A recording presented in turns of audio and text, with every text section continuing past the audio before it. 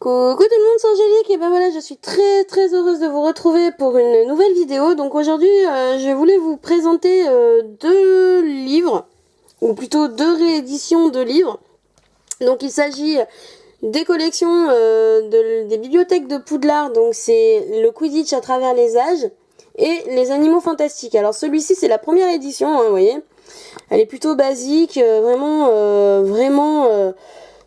très simple quoi, on va dire. Vous voyez, il y a vraiment pas grand chose dedans à part vous voyez, hein, vraiment de la lecture, vraiment simplissime. Mais ils ont ressorti une édition, donc la voici. Elle est vraiment splendide. Donc vous voyez, je sais pas si vous verrez, vous voyez les détails, le vif d'or là, vraiment doré, voilà. Plus la couverture, vous voyez, qui est dorée, voilà. Et également sur la tranche, hein, vous voyez, c'est vraiment très joli. En plus, vous voyez, ils ont mis les... Alors, j'essaie de vous le montrer, mais je sais pas si je vais arriver voilà, hein, donc c'est vraiment très joli. Et je trouve que voilà, ils ont vraiment fait vous voyez là derrière, on y voit aussi. Donc vous voyez, un superbement illustré, une édition exceptionnelle pour tout savoir sur le sport préféré des sorciers. Donc voilà. Donc bon bah sur les deux, hein, vous voyez, il n'y a vraiment pas photo, hein, déjà au niveau de la taille, et puis en plus au niveau de la couverture, ils ont vraiment vous voyez là, c'est vraiment du carton, vous voyez voilà. Hein. Alors que là, il y a vraiment une très jolie couverture, vous voyez, à l'intérieur. Plus, vous voyez, avec le blason de l'école, donc là, hein, propriété de la bibliothèque de l'école Poudlard. Donc vous voyez, avec les noms de ceux qui l'ont emprunté. Donc là, ils avaient fait le même principe sur celui-ci, vous voyez. Ils l'ont beaucoup moins développé, hein, on peut le dire. Hein. Donc après, ben, dedans, qu'est-ce qu'on y trouve on y trouve des illustrations, vous voyez. Hein, je vais pas m'attarder non plus. Il y a vraiment de très jolies illustrations, hein, vous voyez. Donc en illustration, je vais essayer de vous montrer les plus... voilà, donc vous voyez, vous avez... le stade, hein, voilà, on vous décrit le stade de Quidditch, pardon. Alors voilà, pour le stade de Quidditch, alors là vous avez les différents types de balais, donc vous voyez, hein. Voilà. Ensuite, vous avez, je crois qu'il y a des photos, il me semble, attendez, on va essayer de trouver ça. Vous voyez, vous avez vraiment des illustrations de fou, mais de fou. Hein. C'est vraiment, c'est vraiment détaillé. Voilà. Alors je peux pas tout vous montrer parce que sinon voilà. Là vous avez donc Ligue de Quidditch britannique et irlandaise. Donc voilà, vous avez les équipes de Grande-Bretagne et d'Irlande. Notamment les canons de Chudley que Ron adore. Hein. Voilà, hein, les canons de Chudley que Ron adore. Croisons les doigts et gardons espoir. Donc voilà, hein, vous voyez, c'est vraiment très joli. Voilà, c'est vraiment... Il y a vraiment des illustrations bien jolies dans ce livre. Donc après, je sais pas... ce qu'il faut savoir en plus, c'est que les livres sont revendus pour une bonne cause aussi. Puisque quand on achète ce livre, l'argent va à l'association Lumos et Comic Relief qui œuvre... donc Lumos, c'est pour les orphelins. Oui, c'est ça, les orphelins. Et Comic Relief, il me semble, je vais vérifier ça, que c'est pour les enfants malades. Mais je suis pas sûre. Alors depuis le Quidditch à travers les âges, les animaux fantastiques, une vie et habitat ont permis de lever presque 20 millions de livres sterling au profit de Comic Relief, une somme magique qui a déjà été transformée, permis de transformer de nombreuses vies. Ouais, donc oui, non, c'est pour les pauvres. Hein. Voilà. Hein. Voilà, c'est voilà pour les enfants voilà victimes qui sont confrontés à la guerre, à la violence, victimes de négligence, de maltraitance, enfin voilà tout ça.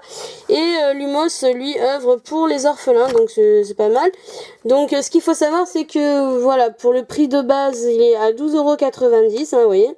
Donc c'est quand même une somme assez conséquente puisque j'ai acheté les deux, donc ça faisait du 26 € quand même. Et faut savoir que celui-ci, à la base, était vendu 3 €. Hein, vous voyez, 3,81 €. Donc c'est vrai que ça fait quand même une différence, mais bon, voilà, il n'y a pas photo, il y a quand même une meilleure édition. Et là, ce qu'il faut savoir, c'est que celui-ci œuvrait aussi pour Comic Relief, donc pour les enfants victimes de guerre, maltraitance, violence, enfin de négligence, tout ça. Et vous voyez, il était signé Albus Dumbledore, donc là c'était assez sympa. Que là, bah, apparemment, non, hein, on ne l'a pas sur celui-ci, mais bon, c'est pas grave. Hein. Je trouve que c'est quand même une édition vraiment splendide. Voilà, voilà. Donc, sur le suivant, donc il s'agit des Animaux Fantastiques. Vous voyez, donc là, pareil, avec une superbe couverture, voilà, hein, en doré. Et puis là, pareil, hein, sur la tranche, ça ressort vraiment bien, hein, vous voyez. Et là, ils ont fait des petites écailles de dragon, contrairement, vous voyez, enfin, ils ont fait des petites écailles, ouais, de dragon. Et vous voyez, c'est marqué Norbert Dragono. Donc c'est Gallimard Jeunesse qui les a édités. Alors je pense que celui-ci aussi. Et je sais pas par contre pour l'ancienne version si c'était Gallimard, mais on va regarder ça tout de suite. Et ben même pas. Alors là, je sais même pas qui l'a édité celui-ci parce que il n'y a rien de noté. Si, c'est Gallimard aussi, hein, vous voyez, Gallimard.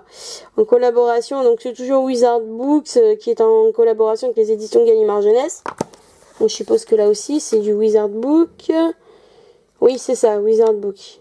Voilà, il est là. Wizard World, ouais, enfin ils ont un peu changé. Donc c'est vrai que pour les prix, hein, vous voyez, de base, ça change quand même, hein, 12,90 alors que celui-ci était à 3,81. Mais bon, je tiens aussi à celui-ci parce que c'est quand même une petite édition sympa. C'est une édition, on va dire, de poche. Et puis bon, bon là, avec le temps, il va sûrement prendre un peu plus de valeur puisque dans la collection, c'est sympa de l'avoir. Donc voilà. Donc pour en revenir aux Animaux Fantastiques, ils ont fait vraiment, j'adore la couleur de la couverture. Donc là, vous voyez, 6 nouvelles créatures et une préface inédite de J.K. Rowling. Vous voyez, donc par Norbert Dragono, puisque ce qu'il faut savoir, c'est que c'est Norbert Dragono qui a écrit ce livre, à la base. Hein. Ce qu'il faut savoir, c'est que ce livre fait partie de la bibliothèque de Poudlard, puisque c'est le manuel, en fait, des élèves de Poudlard, qui leur sert aux soins des créatures magiques. Et en fait, du coup, voilà, bah, ce livre a été édité réellement et je trouve ça sympa. Voilà, je trouve ça sympa. Et donc, on va regarder tout de suite. Alors, au niveau des illustrations, c'est un truc de malade. Je trouve qu'ils ont vraiment fait un truc vraiment sympa. Donc là, bah, vous avez... Là, après c'est, je sais pas trop, avec nos remerciements à J.K. Rowling, voilà, qui a écrit ce livre. Donc voilà, donc vous avez une superbe illustration d'Unifleur, vous voyez, qui est vraiment super. Et puis vous avez le sommaire avec tout ce que vous pouvez trouver dans ce livre. Voilà, le dictionnaire. Donc c'est vraiment assez sympa. Alors, vous voyez, vous avez vraiment des superbes illustrations. Donc là, vous avez la préface de Norbert. Voilà. Vous voyez, d'ailleurs, vous avez son autographe, on va dire, quelque part. Hein. Voilà. Et puis, vous avez une introduction. Donc, voilà. Bon, après, l'introduction, hein, c'est pas ce qu'il y a de plus passionnant, mais bon. Et puis, vous avez des illustrations, vous voyez, comme ceci, qui sont vraiment splendides. Sont géniales, ces illustrations. Voilà, voilà. Donc ensuite, là, oui, bon, rien de bien enfin, c'est assez intéressant, mais le plus intéressant reste quand même le dictionnaire où vous avez, vous voyez, bon là, vous avez l'importance de la magie zoologie. Donc là, ça traite de la magie zoologie. Donc là, après, vous avez la classification, donc vous voyez. Donc vous voyez, devant chaque... Alors, pardon. Là, le zoom a un petit peu. Alors, vous voyez, devant chaque créature, en fait, vous aurez dans le dictionnaire, à côté du nom de la créature, plusieurs types de croix. Donc, 5 croix, vous voyez, vous avez... donc, c'est la classification, en fait, du ministère de la magie, hein, vous voyez, comme vous pouvez le voir. Donc, avec 5 croix, bah, ça veut dire connu pour être un tueur de sorciers, impossible à dresser ou à domestiquer. Donc, ça veut dire que bah, ces animaux sont extrêmement dangereux et qui restent à l'état, on va dire, sauvage. Avec 4 croix, c'est dangereux, exige une connaissance spécialisée, maîtrise possible par un sorcier expérimenté. Voilà. 3 croix, donc ne pose pas de problème un sorcier compétent. 2 croix, c'est inoffensif, peut être domestiqué. Et une croix, c'est un animal ennuyeux. Donc, vous voyez, là, vous avez le dictionnaire donc où on vous montre, ça commence avec, vous voyez, l'illustration, elle est vraiment très belle. L'acromantula, avec la lettre A. Et elle, vous voyez, elle dispose de 4 croix, je crois. Attendez, j'arrive pas à aller. 5 croix. 5 croix, donc c'est une des plus dangereuses, on va dire. Hein. Elle vit à l'état sauvage, elle n'a jamais été... voilà, elle est impossible à dresser.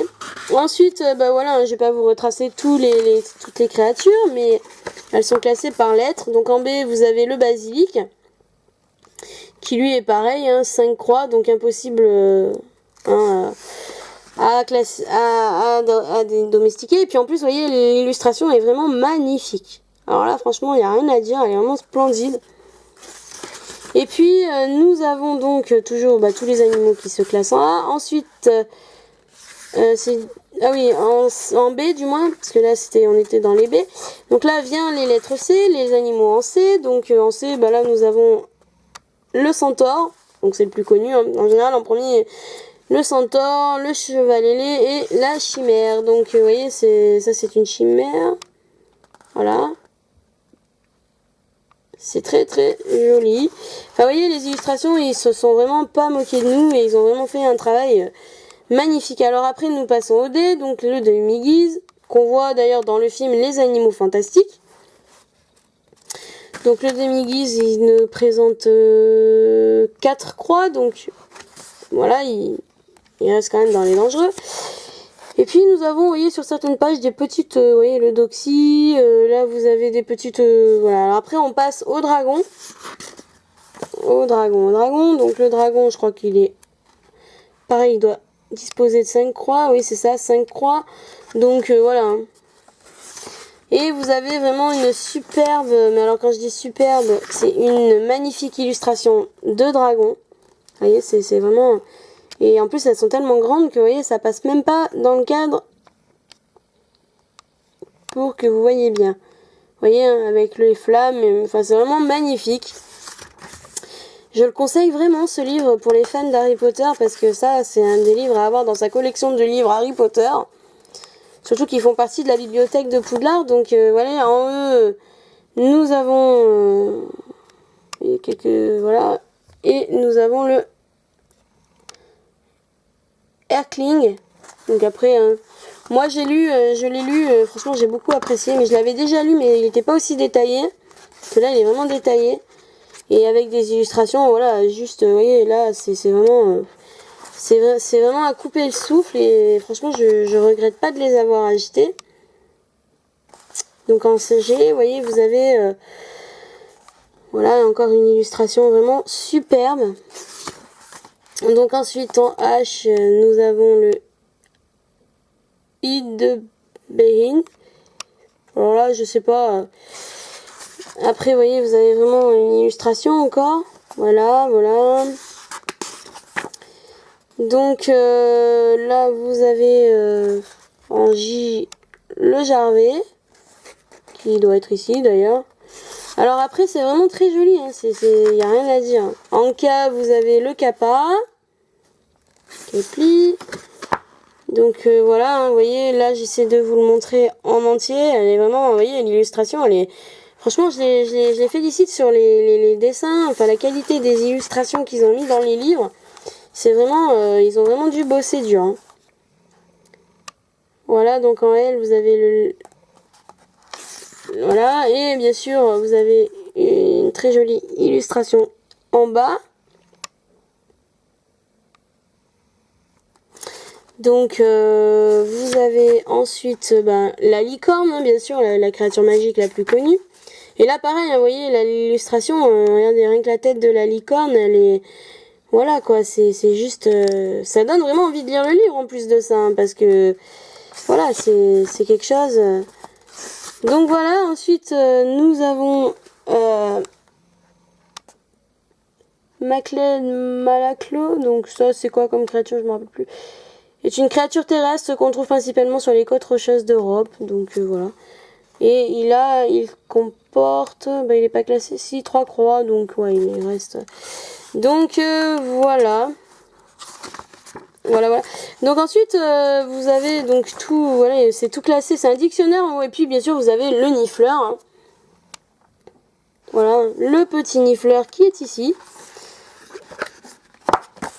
Alors attendez, je vais essayer de... Voilà, le petit nifleur.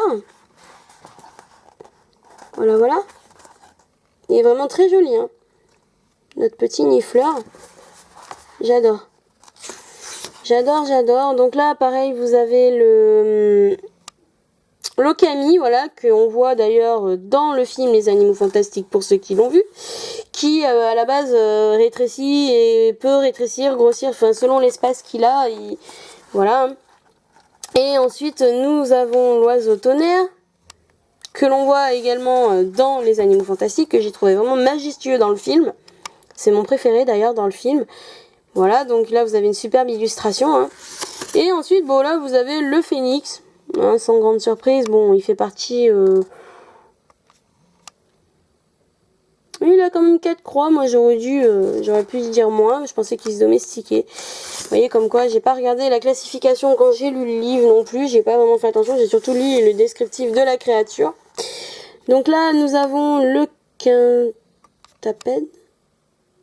Quintapède, ouais. Également connu sous le nom de Magboom velu en anglais. Et Magboom. Donc voilà l'illustration, hein. Vraiment très jolie, hein. Enfin, les illustrations sont vraiment très belles, hein. Donc en arrière, vous avez le red cap. Alors, je sais pas, là, vous avez une illustration également ici, vous voyez.